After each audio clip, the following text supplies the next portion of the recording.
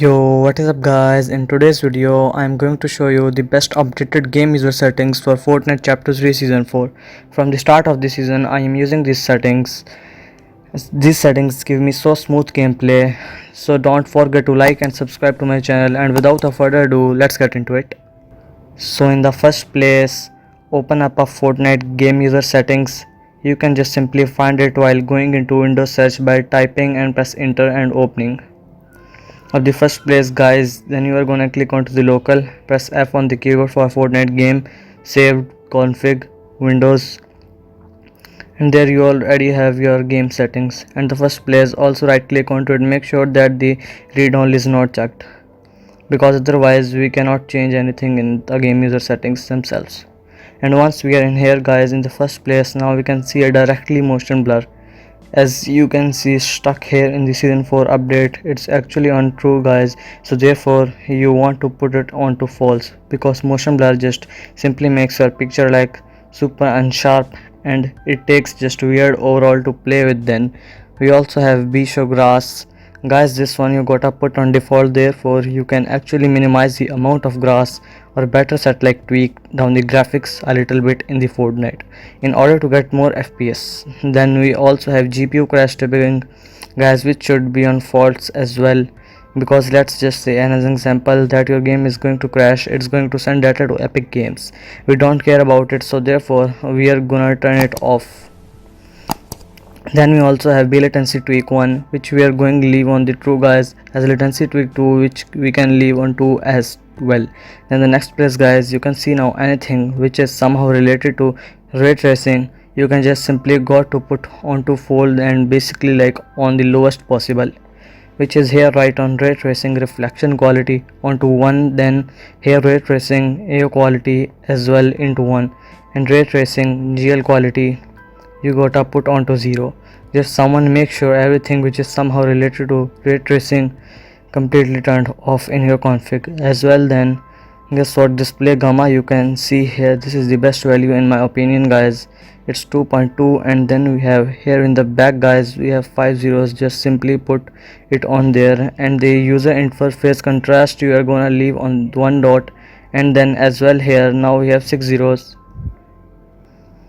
You are going to scroll down a little bit until you find the be outer downloading high resolution texture guys, which you want to put onto false, because this high resolution textures are only costing us important FPS guys, and they don't even look better personally, so therefore make sure that it's turned off completely in your game user settings, because even sometimes when you turn it off your game guys, it still does download them in the background. And then we also have next up guys, be allowed downloading high resolution mini maps, and we are gonna put this one here as well as under false. And basically anything which is somehow related to high resolutions you gotta put on to the lowest. Then also underneath guys, we have no multi-threaded rendering, and here you kind of get a note of yourself. If your CPU has more than 4 cores, it's most likely also gonna have at least 4 threads, where it's going to make sense to actually turn this on guys. Yeah, let's just say as an example that your CPU has 4 cores, 4 threads, and anything above that, turn it on 100.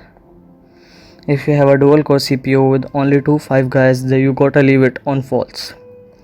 Then this next up guys, you should find audio quality level, which you're gonna put onto which is the lowest as well guys, because if you put it on high guys, this is 100% gonna cause you a stutter and Fortnite. Next up guys, we have now here frame rate limit, and you can see I get mine set to 360 since I am playing on 60 Hz. Because of this stream PC I can really play on 60 FPS, because see like Gato 1 doesn't capture it. If you're playing on like less hertz, I would probably say the best one would be 80 to 100 FPS. If you are playing on 75 Hz as well as like 100, maybe 120. If you are playing on 120 Hz, then put it on 165 or 180. And for 240 you are gonna put it directly on 240 or 360 as well. Then once we scroll down a little bit guys, here we should now see the following here, the scalability groups guys, and there you gotta make sure that you copy exactly my settings. Here resolution set to 100 and the rest onto 0, or basically the lowest possible.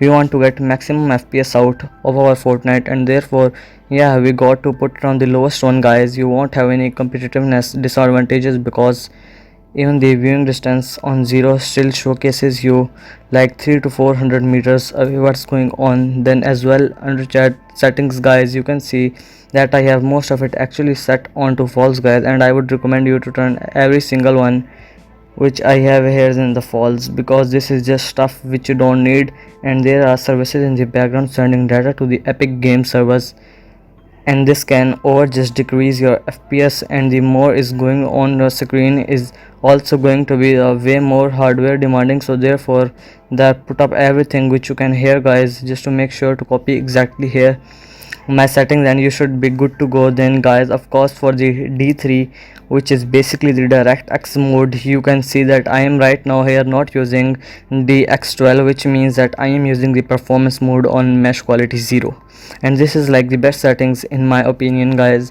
They give you the maximum amount of FPS because DirectX 12 is kind of like also broken. I know for a fact that a lot of people also can play on performance mode, but still when it's working on your PC, performance is all going to give you the most amount of FPS in this season. Then you just simply going to click onto the file save and close it, guys, and then you are going to right click on properties and make sure that you put the attribute read only here. And now check that we are going to click on apply and OK, and we already done here. So that's it for this video, guys. I hope this video helped you guys out, and make sure to join my Discord server for more help, and don't forget to like and subscribe to my channel. See you guys in the next one.